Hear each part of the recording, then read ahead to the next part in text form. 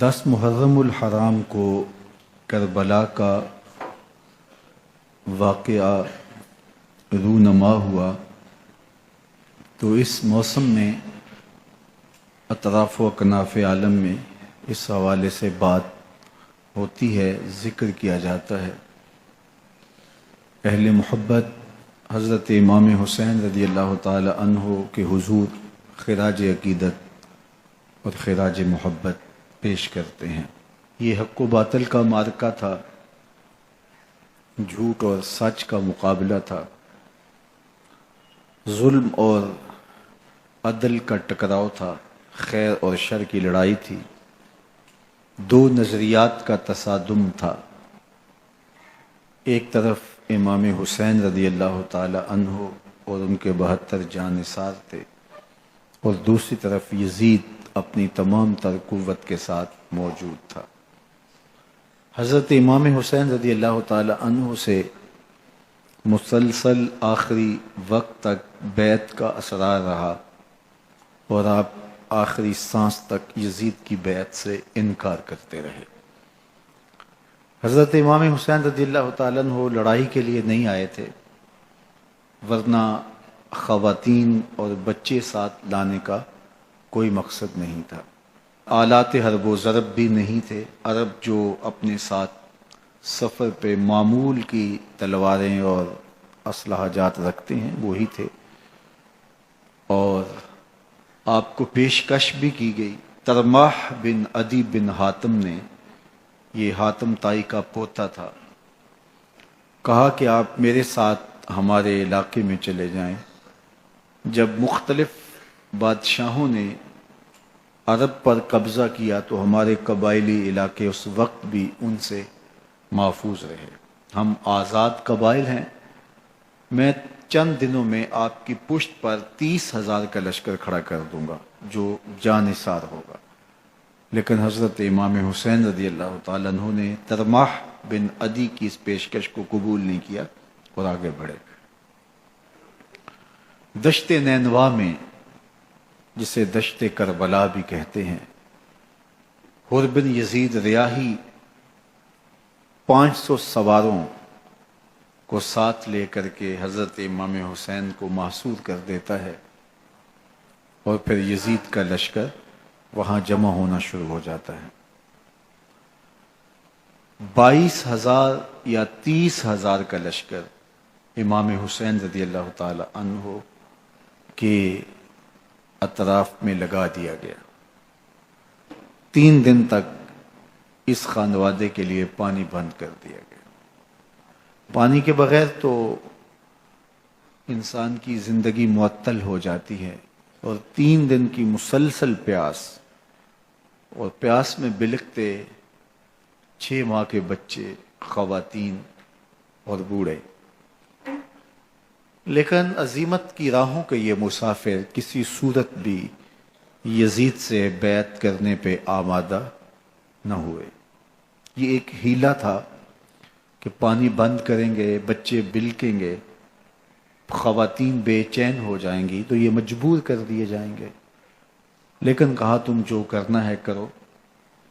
یہ بات طے شدہ ہے کہ ہم یزید سے بیعت نہیں کریں گے۔ پھر 3 ماہ پانی بند کرنے کے بعد حضرت امام حسین رضی اللہ تعالیٰ عنہ اور ان کے خاندان کو جس طرح ذبح کیا گیا، یہ ایک دردناک کہانی ہے۔ 72 افراد کربلا میں شہید کر دیے گئے۔ اہل حق کا یہ قافلہ بھوک اور پیاس سے نڈھال تھا، لیکن عزیمت کی راہوں کا یہ مسافر سرنگوں نہیں ہوا اور یزید کے ہاتھ پہ بیعت نہیں کی۔ امام حسین رضی اللہ تعالی عنہ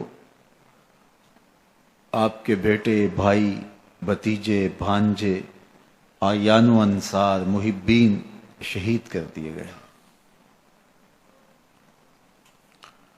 70 لوگ آپ سے پہلے شہید کیے گئے، پھر امام حسین رضی اللہ تعالی عنہ شہید کر دیے گئے۔ سوید نامی ایک زخمی وہ چھری لے کر کے حملہ آور ہوئے اور وہ بھی شہید کر دیے گئے. یہ کربلا کے آخری شہید تھے جو حضرت امام حسین کے بعد شہید ہوئے. لیکن ان کی خون آشام تلواروں کی ابھی پیاس نہیں بجھی اور ان کی آتش غیظ و غضب ابھی ٹھنڈی نہیں ہوئی. شمز الجوشن حضرت علی اوسط جنہیں امام زین العابدین کے نام سے دنیا جانتی ہے، 14 سال کی عمر میں تھے، بیمار تھے. خیمے میں گھس کے ان کو بھی شہید کرنے لگا تو حمید بن مسلم نے کہا کہ کیا بچوں کو بھی شہید کیا جائے گا؟ تو وہ رک گیا. عمر بن سعد کے حکم نامے سے مقدس لاشوں پر گھوڑے دوڑائے گئے حتیٰ کہ ان کی ہڈیاں چور چور ہو گئیں اور شہیدوں کے سر نیزوں پہ چڑھا دیے گئے. حسین ابن علی اور ان کے آیان و انصار کاٹ دیے گئے. فتح کے نقارے بجے، جشن منائے گئے اور یہ قافلہ کربلا سے کوفے کی جانب روانہ ہوا. شہیدوں کے سر نیزوں پہ آگے آگے چل رہے ہیں اور اونٹوں کے اوپر حضور کی بیٹیاں، حضور کی شہزادیاں اور حضرت امام زین العابدین کو باندھا گیا ہے. اور یہ تقدس مآب قافلہ کوفے پہنچتا ہے. ابن زیاد بہت خوش تھا کہ جیسے اس نے کوئی بہت بڑا کام کر لیا ہو. نواسہ رسول کا سر ایک تشت میں رکھا اس کے سامنے تھا اور وہ چھڑی سے آپ کے ہونٹوں اور آپ کے دانتوں پر ضرب لگاتا. حضرت زید بن ارقم رضی اللہ تعالی عنہ صحابی رسول اس مجلس میں موجود تھے. وہ کھڑے ہو گئے. غصے سے ان کا بدن کانپ رہا تھا اور آپ نے کہا، ظالم، چھڑی کو یہاں سے ہٹا لے. میں نے خود ان آنکھوں سے رسول اللہ کو یہ ہونٹ چومتے ہوئے دیکھا ہے. ابن زیاد غصے میں بپھرا ہوا بولا، اگر تو بوڑھا نہ ہوتا تو میں تیری گردن اڑا دیتا. حضرت زید بن ارقم روتے ہوئے دربار سے باہر نکلے اور ساتھ اہل کوفہ کو مخاطب کر کے کہا کہ اہل کوفہ، تم نے حسین ابن علی کو شہید کر دیا اور ابن مرجانہ کے غلام بن گئے. حضرت زینب سلام اللہ علیہا ایک کونے میں بیٹھی تھی، پرانے کپڑوں میں ملبوس. ایک وہ وقت بھی تھا کہ سیدہ زینب سلام اللہ علیہا جب کوفے میں آئیں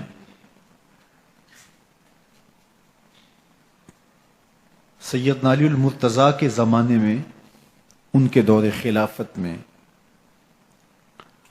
دار الخلافہ کوفہ متعین ہوا. تو یہ مدینے سے کوفے آئیں تو اس وقت کوفے کی معزز خواتین نے ان کا استقبال کیا.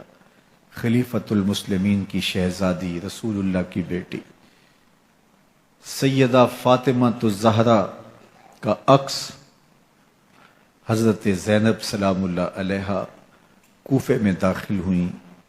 تکریم، عزت اور وقار کے ساتھ آپ کا استقبال کیا گیا اور آپ خواتین کو درس قرآن دیتی، حضور کی شریعت سکھاتی.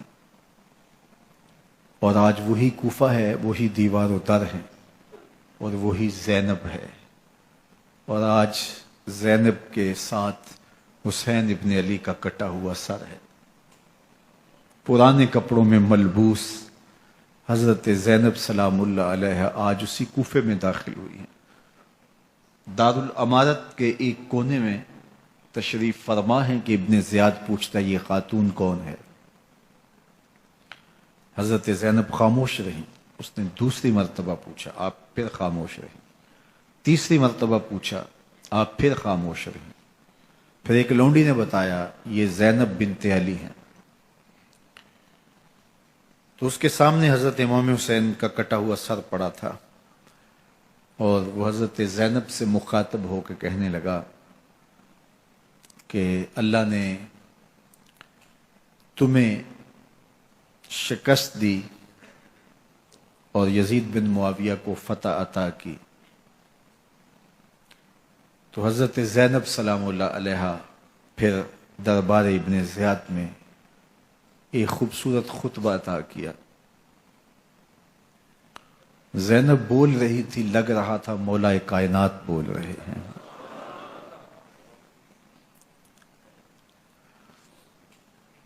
یہ خطبہ بامر مجبوری تھا، ابن زیاد کی خرافات کا جواب تھا۔ تو ابن زیاد سے اس کا جواب تو نہ بن پڑا، لیکن کہنے لگا کہ بڑی مکفہ اور مسجع گفتگو کی، تمہارا باپ علی بھی بہت اچھا شاعر تھا۔ تو سیدہ زینب سلام اللہ علیہ نے فرمایا ہمیں مکفہ گفتگو سے کیا غرض، یہ تو ایک حقیقت ہے جو ہم نے بیان کی۔ تو حضرت علی اوسط امام زین العابدین بھی پاس تھے، تو دیکھ کر کے کہنے لگا کہ یہ لڑکا کون ہے؟ تو فرمایا میں علی بن حسین ہوں۔ تو کہا کہ انہیں تو قتل کر دیا گیا۔ کہا وہ میرے بھائی تھے اور ان کا نام بھی علی تھا، میرا نام بھی علی ہے۔ تو اس نے کہا کہ اس لڑکے کو لے جاؤ اور قتل کر دو۔ حضرت زینب علی اوسط امام زین العابدین کے ساتھ چمٹ گئیں اور کہا کہ اگر تم اسے قتل کرو گے تو اس کے ساتھ مجھے بھی قتل کرنا ہوگا۔ تو ابن زیاد کہنے لگا کہ یہ عورت سچ کہتی ہے، واقعی اس کے جذبات یہی ہیں۔ اور الصلاۃ جامعہ کی پکار کے ساتھ مسجد کوفہ میں آ گیا۔ کوفے کے لوگ سارے ابن زیاد کے سامنے تھے۔ امام حسین کا کٹا ہوا سر ابن زیاد کے سامنے تھا، اور اس نے کہا کہ اللہ نے یزید بن معاویہ کو فتح دی اور کذاب ابن کذاب معاذ اللہ حسین ابن علی کو شکست دی۔ جب اس نے یہ بات کہی تو عبداللہ بن عفیف الازدی رضی اللہ تعالی عنہ موجود تھے، وہ کھڑے ہو گئے۔ غصے سے ان کا بدن کانپ رہا تھا، اور آپ نے پوری ہمت کے ساتھ ابن زیاد کو جواب دیتے ہوئے کہا، ظالم، حسین سچا، حسین کا باپ بھی سچا، تو جھوٹا، تیرا باپ بھی جھوٹا، جس نے تجھے امیر بنایا وہ بھی جھوٹا۔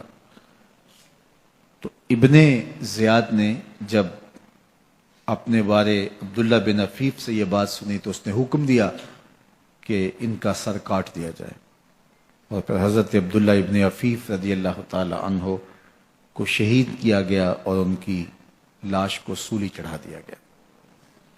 حق کی راہ کے یہ مسافر اپنی جان کس طرح راہ خدا میں سپرد کر رہے تھے۔ اہل کوفہ سہمے ہوئے، ڈرے ہوئے ابن زیاد کے دربار میں بیٹھے تھے، اور امام حسین رضی اللہ تعالی عنہ کے قتل کا، ان کی شہادت کا انہیں دکھ تو تھا، لیکن ان کے اندر ہمت، طاقت اور توانائی نہیں تھی۔ ان کی تلواریں یزید کے ساتھ رہیں اور دل امام حسین رضی اللہ تعالی عنہ کے ساتھ رکھنے کی بات کرتے تھے۔ پھر یہ قافلہ کوفہ سے چلتے چلتے دمشق کی جانب عازم سفر ہوا. ایک اونٹ پہ تین تین لوگوں کو سوار کیا گیا تھا. امام زین العابدین کو سوار بھی کیا گیا اور بدن پر زنجیریں بھی باندھی گئی، جکڑ کر کے سواری پہ بٹھایا گیا. اللہ اکبر. جہاں جہاں سے یہ لوگ گزرتے لوگوں کو ان کی حالت پہ رحم آتا. بہت سارے لوگ نہیں جانتے تھے یہ کون ہیں. عمومی طور پہ راستوں میں یہی بتایا گیا کہ کچھ باغی لوگ ہیں جنہوں نے حکومت سے بغاوت کی، تو ان کے کیفر کردار تک پہنچا دیا گیا. راستے میں ایک گرجا گھر آیا اور وہاں یہ لوگ رات رکتے ہیں. گرجا گھر کی دیوار پہ لکھا ہوا تھا اترجو امت قتلت حسینا شفاعت جدہ یوم الحساب. کیا وہ امت جنہوں نے حسین ابن علی کو شہید کیا قیامت کے دن انہی کے نانے سے شفاعت مانگیں گے؟ کس منہ سے شفاعت طلب کریں گے؟ اسی حسین ابن علی کے نانا سے جن کے بیٹے کو، جن کے شہزادے کو، نواسے کو ان لوگوں نے شہید کیا. جب یہ تقدس مآب قافلہ دمشق پہنچا تو راستے میں ایک شخص قرآن مجید کی تلاوت کر رہا تھا. اپنے مکان کی چھت پہ بیٹھ کے تلاوت کر رہا تھا، اور یہ قافلہ اس طرح سے گزر رہا تھا کہ شہیدوں کے کٹے ہوئے سر نیزوں کی نوک پہ تھے، اور عصمت شیار خواتین اور امام زین العابدین اونٹوں پہ بندھے ہوئے تھے. تو پڑھنے والا تلاوت کر رہا تھا کہ کہف اور رقیم یہ ہماری نشانیوں میں سے بڑی عجیب نشانیاں ہیں. تو جب وہ پڑھ رہا تھا تو سر حسین سے آواز آئی یا تالی القرآن، اے قرآن پڑھنے والا، اصحاب کہف سے زیادہ عجیب قتلی و حملی، میرا قتل کرنا اور نیزے کی نوک پہ چڑھایا جانا ہے. یہ قافلہ یزید کے دربار میں پہنچتا ہے. یزید بہت خوش ہوا اور اس نے حضرت امام زین العابدین رضی اللہ تعالیٰ عنہ سے کہا کہ تمہارے باپ نے میری حکومت کے خلاف بغاوت کی اور وہ اپنے انجام کو پہنچے. تو آپ نے جواب میں قرآن مجید کی آیات کی تلاوت کی اور اہل بیت کے مناقب اور فضائل بیان کیے. سیدہ زینب سلام اللہ علیہا کا ایک خطبہ اہل بیت کی عظمت، مناقب اور فضائل میں یزید کے دربار میں اپنی انوکھی اور البیلی شان رکھتا ہے. یزید پہلے تو خوش ہوا، لیکن جب اس نے لوگوں کے چہرے دیکھے تو وہ پریشان ہو گیا. حتیٰ کہ یزید کے دربار میں ایک عیسائی سفیر آیا ہوا تھا، تو اس نے جب کٹے ہوئے سر دیکھے اور خستہ حال سادات کی شہزادیوں کو دیکھا تو اس نے کہا یہ کون لوگ ہیں؟ تو اسے بتایا گیا. تو اس نے بڑے تعصف کا اظہار کیا، کہا کتنے بد نصیب لوگ ہو، ہمارے پاس حضرت عیسیٰ علیہ السلام کے گدھے کا کھر موجود ہے اور ہم اسے بھی عزت کی جگہ پہ رکھے ہوئے ہیں، اور تم کتنے بدبخت ہو اپنے رسول کے نواسے کو شہید کر دیا. بے مروت بے وفا تیرا بھی کیا افسانہ ہے، جس نے اپنی ہی شمع کو گل کیا تو وہ پروانہ ہے. تو یزید نے جب لوگوں کے تیور دیکھے اور بدلتے ہوئے حالات دیکھے تو اس نے تعصف کا اظہار کیا اور کہا اللہ برا کرے ابن زیاد کا، وہ امام حسین کو میرے تک پہنچنے دیتا تو میں ان سے اچھا معاملہ کر لیتا. کچھ لوگ اس سے یزید کو بری الذمہ قرار دینے کی کوشش کرتے ہیں، لیکن یزید کے اپنے حکم سے سب کچھ ہوا۔ ابن اسیر نے لکھا ہے کہ جب یزید مرا تو ابن زیاد دمشق آ رہا تھا، اس کے ساتھ مسافر بن شریح بھی تھا، تو اچانک وہ کچھ سوچنے لگا۔ تو مسافر بن شریح نے کہا کہ ابن زیاد میں تمہیں بتاؤں تم کیا سوچ رہے ہو؟ کہا بتاؤ۔ کہا تم یہ سوچ رہے ہو کہ میں نے نواسہ رسول کو شہید کیوں کیا؟ تو کہنے لگا کہ یہ مجھے یزید کا حکم تھا، اور اگر میں نواسہ رسول کو شہید نہ کرتا تو وہ مجھے قتل کر دیتا۔ اور جب مسلم بن عقبہ کو مدینہ المنورہ کی حرمت کو پامال کرنے کے لیے اور حضرت عبداللہ ابن زبیر رضی اللہ تعالیٰ عنہ کی خلافت کے اعلان کے بعد مکہ المکرمہ پر حملے کے لیے جو یزید نے بھیجا، تو اس سے قبل اس نے ابن زیاد کو کہا کہ یہ کام تم کرو۔ تو ابن زیاد نے جو جواب دیا وہ یہ تھا کہ میں تمہارے کہنے پہ پہلے ہی نواسہ رسول کو شہید کر چکا ہوں، اب نواسہ رسول کو شہید کرنا اور کعبۃ اللہ کی حرمت کو پامال کرنا، یہ دو چیزیں میں جمع نہیں کروں گا، اور اس نے بادشاہ کے حکم کا انکار کر دیا۔ تو یزید نے امام حسین رضی اللہ تعالیٰ عنہ کی شہادت کا حکم دیا تھا ابن زیاد کو، اور یہ دو گواہیاں میں نے ابن زیاد سے آپ کے سامنے رکھی۔ باقی اس کا یہ سیاسی پینترا کہ وہ تعصب کا اظہار کرے، تو قاتل کی پشیمانی مقتول کی اہمیت تو بڑھا سکتی ہے، لیکن قاتل کے دامن سے قتل کا داغ نہیں دھو سکتی۔ تو حضرت امام حسین رضی اللہ تعالی عنہ کا قتل یزید کو اب نظر آ رہا تھا مجھے بہت مہنگا پڑے گا، آخرت تو برباد ہوئی ہی ہوئی، دنیا بھی میں نے برباد کر لی، اور میری حکومت بھی مستحکم نہیں رہ سکے گی۔ تو اب اس نے یہ کہنا شروع کر دیا کہ خدا برا کرے ابن مرجانہ کا کہ وہ راستہ دے دیتا اور امام حسین کو میرے تک پہنچ دیتا۔ حضرت امام زین العابدین سے اب وہ لجاجت کرنے لگا اور کہنے لگا کہ حضرت آپ کچھ ارشاد فرمائیے۔ تو آپ نے تین چیزیں ارشاد کی۔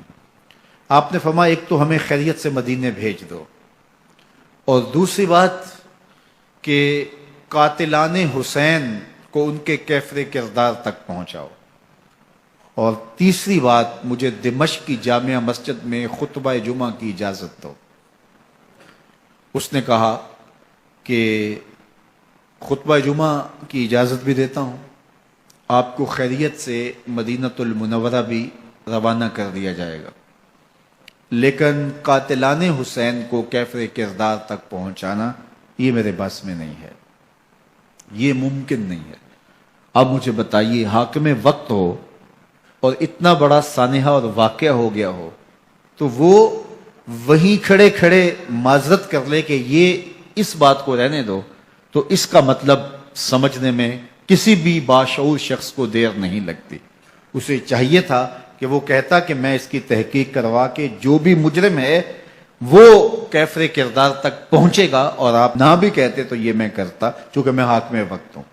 لیکن اس نے فوراً کہا کہ یہ ممکن نہیں ہے، تو اس کا مطلب کیا کہ مجرم میں خود ہوں، تو میں اس سے جو ہے وہ بچنا چاہتا ہوں۔ تو اس نے حضرت امام زین العابدین کو کہا دو شرطیں تو قبول ہیں، لیکن یہ تیسری شرط قبول نہیں ہے اور یہ ممکن نہیں ہے۔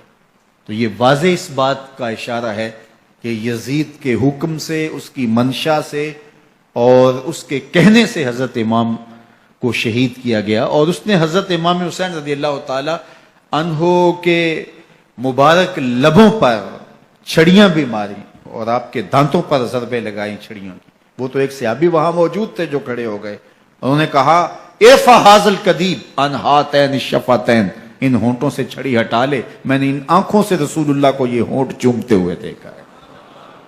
جس طرح ابن زیاد کے دربار میں ہوا تو یہاں بھی ہوا۔ اللہ اکبر۔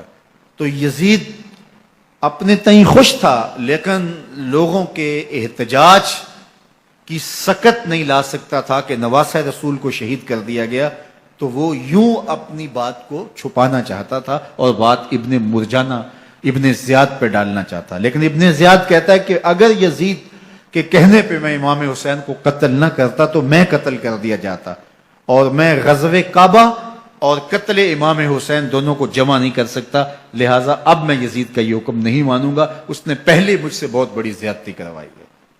یہ تاریخ کی معتبر کتابوں کے اندر موجود ہے۔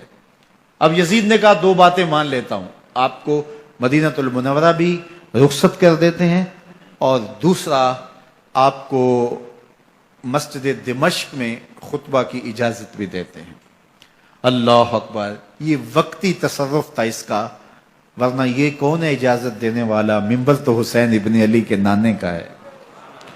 خیر، مسجد دمشق میں گئے، لوگوں کا ہجوم تھا، حضرت امام زین العابدین منبر پہ جلوہ فراز ہوئے، خطابت تو ان کے گھر کی لونڈی ہے، تو جب آپ نے کھڑے ہو کر کے خطبہ دیا اور فضائل و مناقب اہل بیت بیان کیے، لوگوں کے سینوں کے اندر آتش محبت اہل بیت کی جوش مارنے لگی۔ یزید ڈر گیا کہ اگر کچھ دیر خطبہ جاری رہا تو کہیں ایسا نہ ہو کہ لوگ میرے خلاف اٹھ کھڑے ہوں، تو اس نے مؤذن کو اشارہ کیا اور وہ اذان دینے لگا، تو اس نے کہا اللہ اکبر اللہ اکبر، تو حضرت امام زین العابدین نے کہا اس میں کوئی شک نہیں کہ اللہ سب سے بڑا ہے۔ پھر کہا اشہد اللہ الہ الا اللہ، تو امام زین العابدین نے فرمایا کہ ہم نے اس بات کی اپنے خون سے گواہی دی ہے کہ اللہ کے علاوہ کوئی معبود نہیں ہے۔ پھر اس نے کہا اشہد ان محمد رسول اللہ، تو حضرت امام زین العابدین نے یزید کی آنکھوں میں آنکھیں ڈال کے کہا یزید دیکھ، اذان میں تیرے نانے کا نام ہے یا میرے نانے کا نام ہے؟ تو حسین ابن علی رضی اللہ تعالی عنہ کا نام کبھی بھی مٹنے والا نہ زیاد کا وہ ستم رہا، نہ یزید کی رہی وہ جفا، رہا تو نام حسین جسے زندہ رکھتی ہے کربلا۔ یزید نے امام حسین رضی اللہ تعالیٰ عنہ کو راستے سے ہٹا دیا، اس کا خیال تھا کہ یہ باغی ہیں اور میں ان کو کچل دوں۔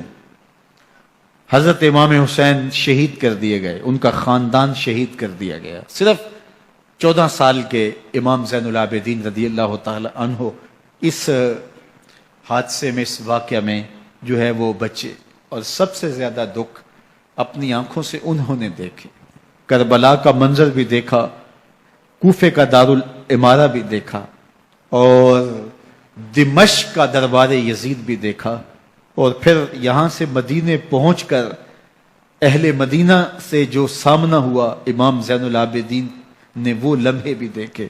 کہتے ہیں اس واقعہ کربلا کے بعد حضرت امام زین العابدین کبھی ہنسے نہیں تھے، جب بھی پانی پینے لگتے تو رو پڑتے، انہیں شاید سکینہ کی پیاس یاد آ جاتی تھی۔ امام زین العابدین کا رنگ زرد ہو جاتا جب کربلا کی یاد آتی، اور بسا اوقات شہر سے وحشت ہونے لگتی اور دور باہر نکل جاتے اور جا کر کے وہاں خیمہ گاڑ لیتے اور مہینہ مہینہ وہاں ذکر و فکر اور عبادت میں لگے رہتے۔ امام زین العابدین کے ہاتھوں میں ہتھ کڑیاں، پاؤں میں زنجیریں، اور اونٹ پہ باندھ کر کے جب حضرت امام زین العابدین کو شہیدوں کی لاشوں کے قریب سے گزارا گیا تو غشی پہ غشی طاری ہو رہی تھی امام زین العابدین پہ، اور وہ گھڑیاں بھی امام زین العابدین پر کتنی دردناک تھیں کہ جب شہزادیاں اونٹوں کے ساتھ باندھی گئی تھی اور امام زین العابدین اپنے بابا کا سر اپنے سامنے چلتا ہوا دیکھتے تھے، اور یہ دردناک لمحے کہ جب رات کی گھڑی آئی تو زینب سلام اللہ علیہ نے دیکھا کہ زین العابدین کے آنسو نہیں تھمتے اور ان کو غشی پہ غشی آتی ہے، تو وہ آگے بڑھ کے ان کو اپنی آغوش میں سمیٹتی ہیں اور کہا زین العابدین کیا ہوا؟ کہا کہ پھپھو جان اگر ہو سکے تو بابا کا سر کچھ دیر کے لیے میری گود میں نہیں آ سکتا ہے۔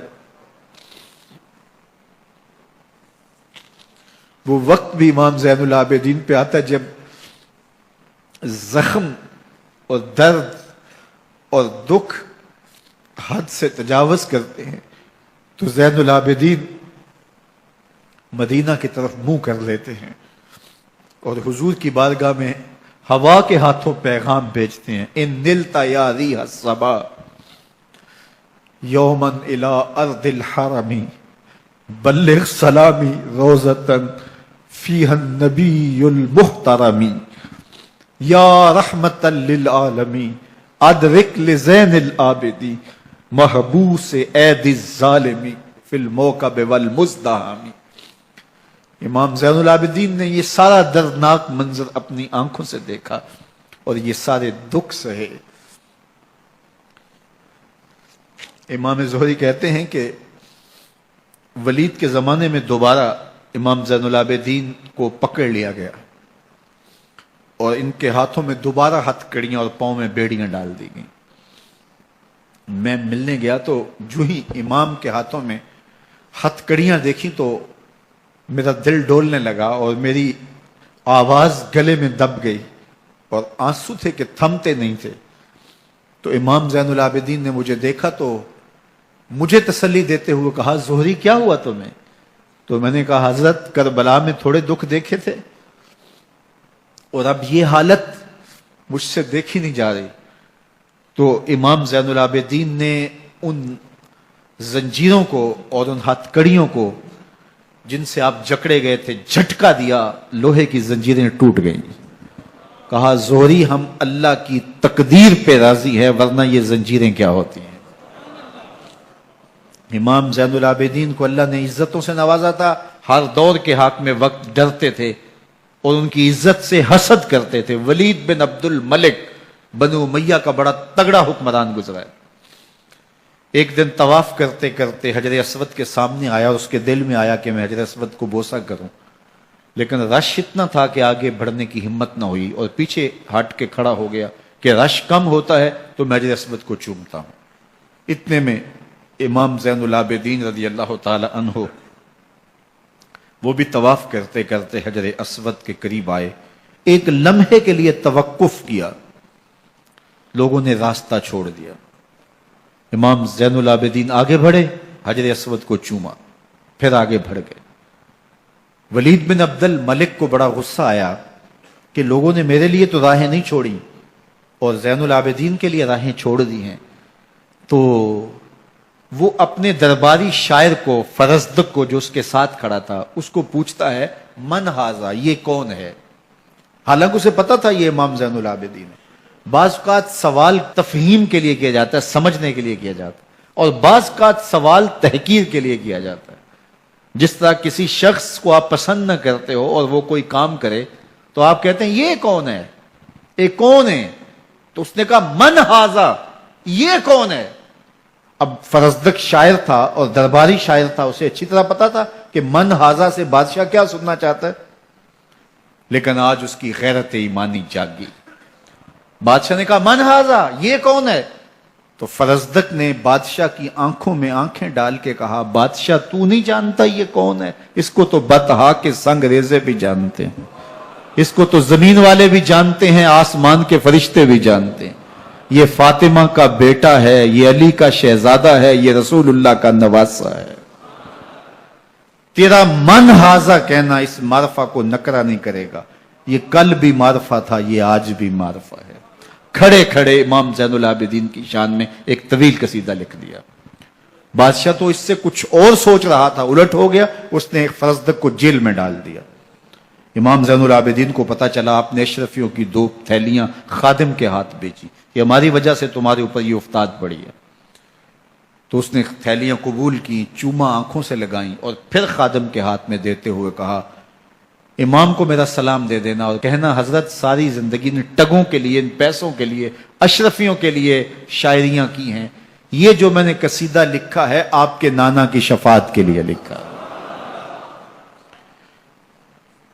جو دلوں کو فتح کر لے وہی فاتح زمانہ۔ امام حسین کو تو کاٹ دیا گیا نا، اس لیے کاٹ دیا گیا کہ یہ ہماری حکومت سے بغاوت کر رہے ہیں، انہوں نے یہ کہا، بہانہ یہ بنایا، نظم حکومت میں یہ مخل ہو رہے ہیں، لہذا انہیں شہید کر دیا گیا۔ نہ صرف انہیں شہید کیا گیا، سر کاٹے گئے، نیزوں کی نوک پہ چڑھائے گئے، لاشوں پہ گھوڑے دوڑائے گئے۔ کیا کیا ظلم تھا، کیا کیا جبر تھا جو روا نہیں رکھا گیا۔ پیاسا رکھا گیا، بھوکا رکھا گیا، 6 ماہ کے بچے بھی نہیں چھوڑے گئے۔ امام حسین جب حضرت علی اصغر کو اپنے ہاتھوں پہ اٹھا کے فرات کے کنارے جا کھڑے ہوئے تو آپ نے اشقیاء سے مخاطب ہو کے کہا کہ کہ تمہاری لڑائی تو مجھ سے ہے، اس 6 ماہ کے بچے نے تمہارا کچھ نہیں بگاڑا۔ چلو سے پانی بھرا تاکہ اصغر کا حلق تر ہو جائے، تو پانی ابھی حلق تک نہیں پہنچا، 2 شاخہ سن سناتا ہوا تیر آیا اور علی اصغر کا گلا چیر گیا۔ اور کہتے ہیں وہ جو تیر تھا جو حضرت علی اصغر کا گلا چیر کے آگے گزرتا ہے، وہ تیر تھا جو جانوروں کو مارنے کے لیے استعمال کیا جاتا ہے۔ گردن لٹک جاتی ہے، خون بہنے لگتا ہے۔ امام حسین اس خون کو آسمان کی طرف اچھال کے کہتے ہیں مالک حسین کی یہ قربانی بھی قبول فرما لے۔ نسل مٹا دی گئی، شہید کر دیے گئے، گھوڑے دوڑائے گئے، سادات کرام عصمت شیار پیغمبر زادیوں کو اونٹوں پہ بٹھایا گیا، رسیوں سے جکڑا گیا، چادریں چھیننے کی کوشش کی گئی، کیا کچھ نہیں ہوا۔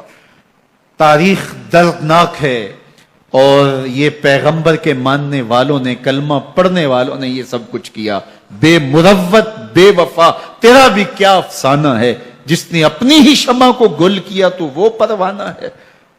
لیکن یزید کی دلیل یہ تھی کہ یہ حکومت کا نظم چلتا ہے، اسے چلنے دیا جانا چاہیے، انہوں نے کیوں رکاوٹ ڈالی ہے، لہٰذا یہ باغی ہیں، ان کو کاٹ دیا جائے۔ میں کہتا ہوں امام حسین کو شہید کر دیا گیا، ان کے اعیان و انصار کو شہید کر دیا گیا، پورے خاندان کو پیاسا رکھ کے ذبح کر دیا گیا، 6 ماہ کے بچے بھی نہیں چھوڑے گئے، 80 سال کے بوڑھوں کو بھی شہید کیا گیا، خواتین کو اونٹوں پہ بٹھایا گیا، اور گلی گلی عصمت معاب پیغمبر رحمت کی شہزادیوں کو کوفے اور دمشق کے بازاروں کے اندر بھرایا گیا۔ تو مجھے بتائیں اس کے بعد یزید کی حکومت نے کیا کیا، ان کا کیا کارنامہ تھا؟ کتنے محدث پیدا ہوئے، کتنے مفکر پیدا ہوئے، کتنے جرنیل پیدا ہوئے، کتنے صوفی پیدا ہوئے؟ کون تھا جو ان کے تخت و تاج اور ان کی حکومت جس کو بچانے کے لیے اتنا بڑا حادثہ کر دیا اور پیغمبر کے بیٹوں کو شہید کر دیا؟ تو کیا پھر اس حکومت نے کیا یزید نے؟ یزید کا اپنا بیٹا تخت پہ بیٹھنے کے لیے تیار نہیں تھا۔ 6 ماہ کے بعد اس کی لاش گھر سے نکلی، اس نے کہا کہ یہ تخت جو ہے وہ آل رسول کے خون پہ بنا ہے، میں اس پہ نہیں بیٹھوں گا، اور رسوا ہو گئے۔ اور یزید جس کو زوم تھا کہ میں اتنی بڑی سلطنت کا مالک ہوں، اس کو بچانا ہے، اس سلطنت نے اسلام کے لیے کیا کیا؟ مجھے بتاؤ، کون سے جرنیل پیدا کیے، کون سے حکمران پیدا کیے، اس نے کون سے توانا لوگ پیدا کیے، کون سے محدث، کون سے مفکر، کون سے مسلح پیدا کیے؟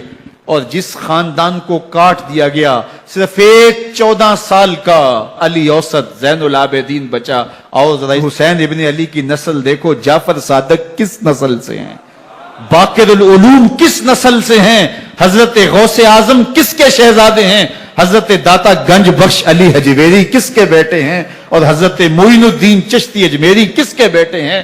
آج زمانے کو جو بھی دیا ہے حسین کے بیٹوں نے دیا ہے۔ یزید تخت بچا کر بھی امت کو کچھ نہ دے سکا، اور امام حسین نے سب کچھ لٹا کے امت کو ایمان کی بہاریں عطا کر دی۔ آج جہاں بھی منبر و محراب کی رونق نظر آ رہی ہے، اس کے پیچھے حسین کا کوئی بیٹا کھڑا ہوا نظر آئے گا۔ اللہ اکبر! اس دین کے خاکے میں رنگ ہی حسین ابن علی کے خون نے بھرا ہے۔ حسین اگر نہ شہید ہوتا تو آج گھر گھر یزید ہوتا، اسلام کی عظمت عیاں نہ ہوتی، خدا کے گھر میں اذان نہ ہوتی، بار الہا نوحہ سناتا پھرتا، تا روز جزا اشک بہاتا پھرتا، امداد نہ کرتے اگر کربلا میں حسین، اسلام تیرا ٹھوکریں کھاتا۔